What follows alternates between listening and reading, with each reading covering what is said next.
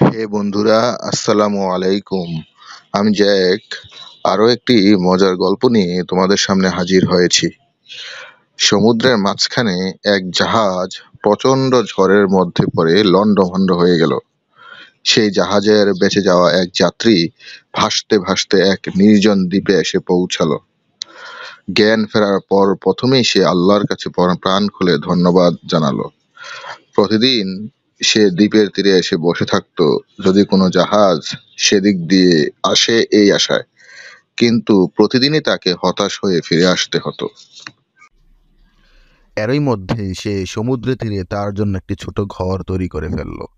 সমুদ্রের মাছ ধরে এবং বন থেকে ফলমূল সংগ্রহ করে সে বেঁচে থাকলো।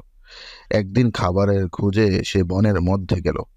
বন থেকে সে যখন ফিরে এলো তখন দেখলো যে তার রান্না করার চুলা থেকে আগুন লেগে পুরো ঘরটি ছাই হয়ে গিয়েছে এবং তার কালো ধোঁয়ায় আকাশ ভরে গিয়েছে। লোকটি চিৎকার করে উঠল। লোকটি তার দুঃখ ভারাক্রান্ত মন নিয়ে আল্লাহকে বলল, হায় আল্লাহ, তুমি আমার ভাগ্যে এটাও রেখেছিলে। পরদিন সকালে এক জাহাজের আওয়াজে তার ঘুম ভাঙল। জাহাজটি সেই দ্বীপের দিকে তাকে উদ্ধার করার জন্যই আসছিল। সে অবাক হয়ে উদ্ধারকারী ক্যাপ্টেনকে বলল, তোমরা কিভাবে জানলে যে আমি এখানে আটকে পড়ে আছি? জাহাজের ক্যাপ্টেন জানালো, তোমার জ্বালানো ধোঁয়ার সংকেত দেখে আমরা বুঝতে পেরেছি।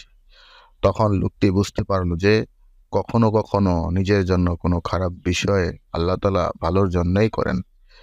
এই গল্পের মূল শিক্ষাটাই হলো, আল্লাহ তাআলা মানুষকে ইচ্ছে করলেই যে কোনোভাবেই বাঁচাতে পারেন। আল্লাহ যা করেন মানুষের মঙ্গলের জন্যই করেন।